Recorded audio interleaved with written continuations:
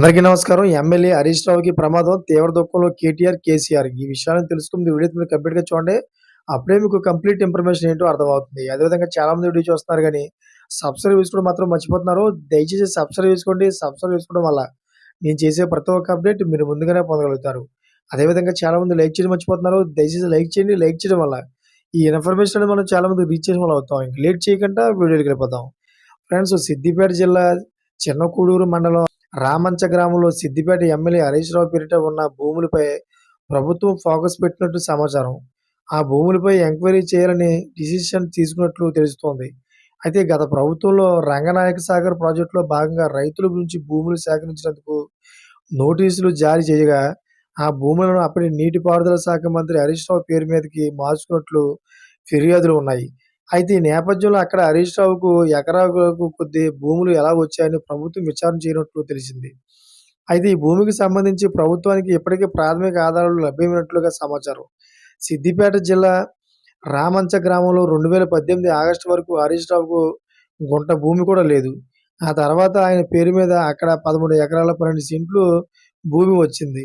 దీనిపై విచారణ చేపట్టేందుకు ప్రభుత్వం ఎంక్వైరీ చేపట్టింది.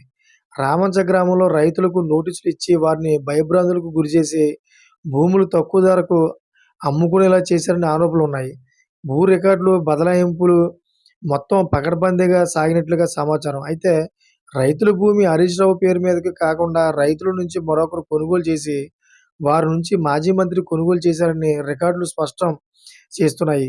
రామంచలో సర్వే నంబర్ 402, 405, 406, 464లో మొత్తం 13 ఎకరాల 12 సెంట్లు భూమి హరీష్ రావు పేరు మీద ఉందని ధరణి పాస్‌బుక్‌లు సైతం స్పష్టం చేస్తున్నాయని ప్రభుత్వం ప్రాథమికంగా వివరాలు సేకరించినట్లు సమాచారం.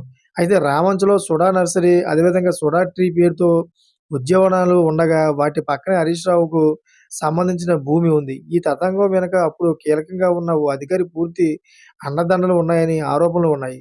రామంచలోని 402 సర్వే నంబర్‌లో ధరణి రికార్డుల ప్రకారం 5.4 గుంటల భూమి ఉంది. 2.8 ఎకరాలకు రంగనాయక సాగర్ ప్రాజెక్టు కోసం సేకరించారు. అయితే మరో 3.5 ఎకరాలు హరీష్ రావు పేరు మీద మారింది. 402/AA/2 సర్వే నంబర్‌లో 1.36 ఎకరాలుగా కొన్నట్లు ఉంది. ఈ భూమిని 2019 ఫిబ్రవరి 11న కొనుగోలు చేసినట్లు ఎన్నికల అఫిడవిట్‌లో పొందుపరిచారు. అయితే దీనికి సంబంధించిన డాక్యుమెంట్లు రిజిస్ట్రేషన్ కార్యాలయంలో లేవని గుర్తించినట్లు సమాచారం. Thank you for watching friends.